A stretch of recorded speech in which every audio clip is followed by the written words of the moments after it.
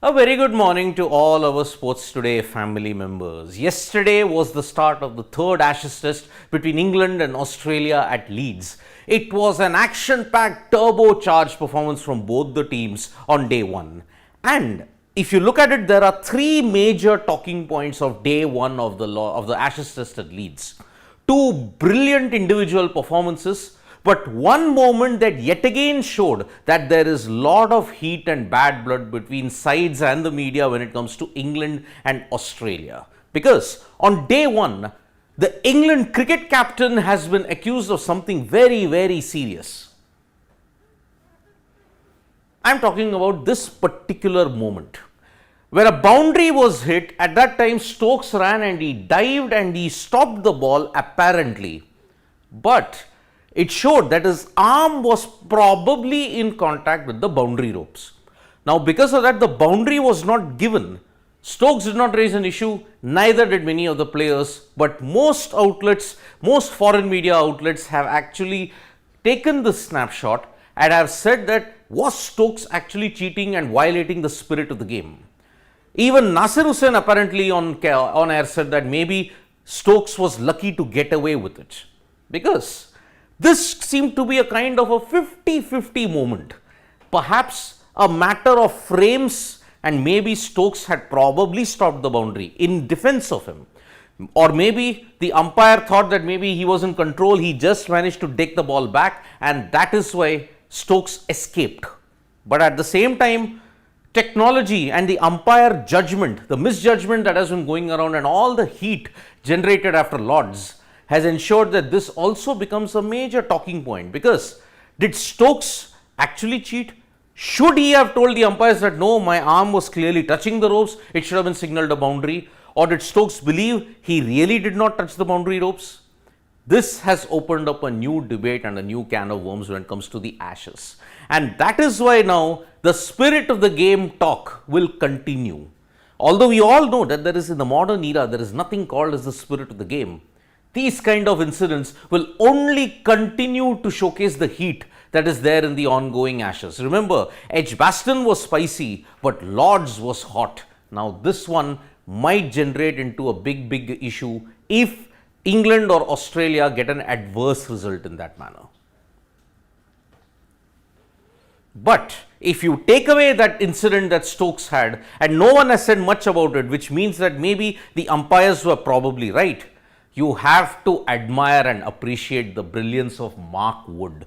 Coming back into the third test in front of his home crowd at Leeds, Mark Wood put on an exhibition of fast bowling. The delivery to clean up Usman Khwaja, 96.3 miles per hour.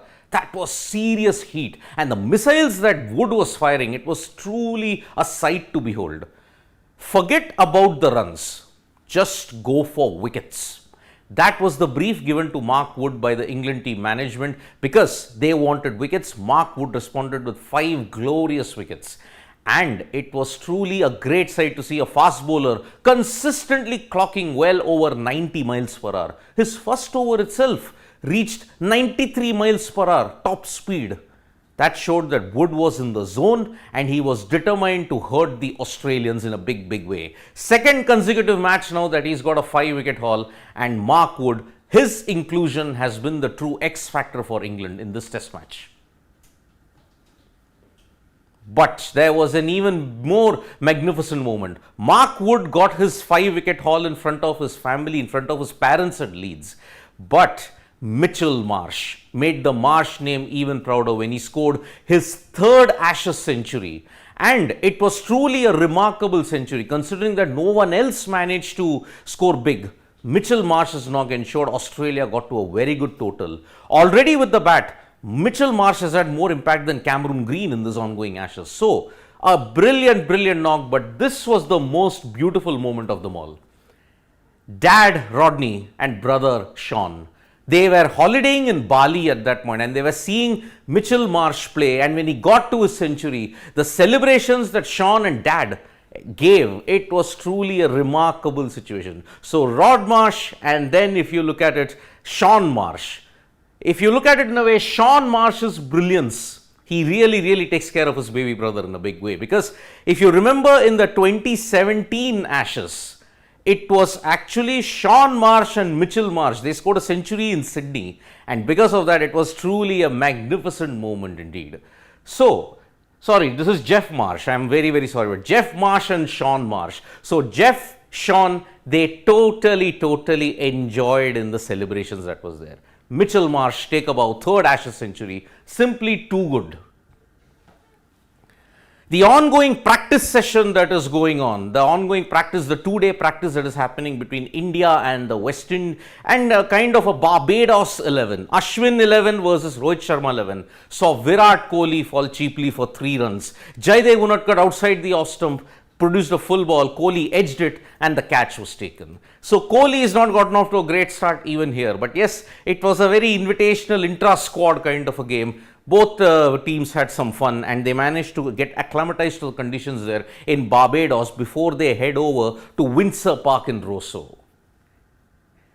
But Yashasvi Jaiswal was in prime form. He struck a magnificent 50 and he seems to have put his name in the hat for the test match that's going to happen on 1st at Dominica. So, 12th of July, we are just about 5 days away from the start of the first test match between India and the West Indies in this new ICC World Test Championship cycle. There was plenty of emotion, there was plenty of joy for Tilak Verma. Tilak Verma, who was playing for South Zone in the Duleep Trophy, he stated that it was simply a magnificent experience and there was plenty of emotion in the household because father, mother, they all cried when Tilak Verma was included in the T20I squad again for the West Indies tour. Tilak Verma has gotten a lot of inputs from the likes of Virat Kohli, Sachin Tendulkar, because Sachin Tendulkar has told him, visualize how you are going to bat tomorrow. It will give you the thing, okay, you're preparing for a major tournament. Think every day like it is the World Cup. And that is why Tilak Verma, his inputs that he had from Sachin Tendulkar during the Mumbai Indians time and also from Virat Kohli is a clear indication that the youngster really wants to step up. And he's doing relatively well in the Duleep Trophy for South Zone. So, Tilak Verma, after a good season with the Mumbai Indians, having missed the 2022-2023 Ranji season due to injury, he is really making up for lost time. 2 good IPLs and Tilak Verma seems to be ready. 7th July 1981, Tala Dhoni was born. And today, 7th July, MS Dhoni, Captain Cool, the greatest white ball captain in history, turns 42. Whatever white ball trophies that you want to look at it, Asia Cup, ICC Champions Trophy, ICC T20 World Cup, then the World Cup, then you look at it IPL, Champions League T20, you name it, he has won it all. MS Dhoni is without doubt one of the greatest white ball captains and we are privileged that he has led India to such glory. 10 years the ICC drought seems to be hitting us. Every single time we look back at those great days when MS Dhoni was at the helm. Today, Tala Dhoni turns 42 and because of that, 42 years of age, and yet there is a lot of tribute that is going on social media. The BCCI's official Twitter handle has shared a very good video of Dhoni's big hits. Towards the end, Dhoni put on a magnificent show against Australia in that 6, which left even Virat Kohli awestruck. So, do check out that video as well. And also, Ravindra Jadeja has paid a great tribute to MS Dhoni, my go-to man ever since 2009. See you in yellow next year. So, that's an indication that MS Dhoni will play in the 2024 IPL as well. Yesterday, Bangladesh cricket was thrown into a bit of turmoil because of Tamim Iqbal's sudden announcement of retirement from all forms of international cricket. Tamim held a press conference and there he emotionally and in a tearful message that he sent, he retired from all forms of cricket.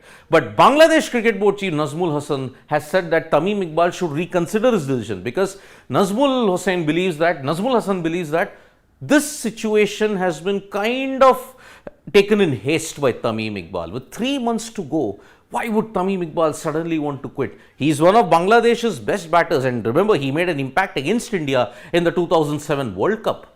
But after this, Tamim Iqbal, after 16 long years, he suddenly has decided to call it quits just 3 months to go before the World Cup. How will Bangladesh respond to that? How will they get in the replacement? It all remains to be seen at this point in time. Jeremy Lal Randhawa, one of the best weightlifters that we have had in the male section when it comes to India. Commonwealth Games success. He already had secured history when he won the gold medal in the World Youth Championships. But now, India's best male weightlifter will not make the trip to the Paris 2024 Olympics. Because the Weightlifting Federation of India is very, very angry with Jeremy Lal Randhawa. He said that the head of the WFI, the Weightlifting Federation of India, had stated that they wanted him to go to the US for treatment, but Jeremy is just not sure, is not listening. His attitude has come up in question, and because of that, he is not in the trials for the World Weightlifting Championships. Because of the World Weightlifting Championships that Jeremy is not going to participate in, he is not making the trip to the Paris Olympics 2024. A big, big blow for India if you have to look at, because in weightlifting, Jeremy was the star. The Just Stop Oil protests is really ensuring that it is a big, big situation now, because they disrupted Wimbledon, they disrupted the Ashes, they disrupted the snooker championships. Now with the Formula One championships heading to Silverstone, Lewis Hamilton is hoping that the protests are peaceful, but he's not appreciating the fact that these kind of protests are impacting a sporting event. So the British Grand Prix is starting from tomorrow with the qualifying followed by the Sunday race. One hopes that the Just Stop Oil protests do not interrupt the F1 action as well. So today we have got the Leeds Ashes Test day 2, but today the BCCI is in a special Apex Council meeting. They are going to announce some decisions which could take Indian cricket forward. They will announce the Asia Cup, the Asian Games squad, because we were all wondering whether India will send a squad. Today that announcement will come, whether India will go to the Asian Games, and if they do, what is the squad going to be. Stay tuned for all those updates and that. Thank you so much folks for joining us for this live. We'll be back with more updates on sports today. Tap that bell icon so you know when we go live, and don't forget we are on Facebook, Twitter and Instagram as well. Thank you.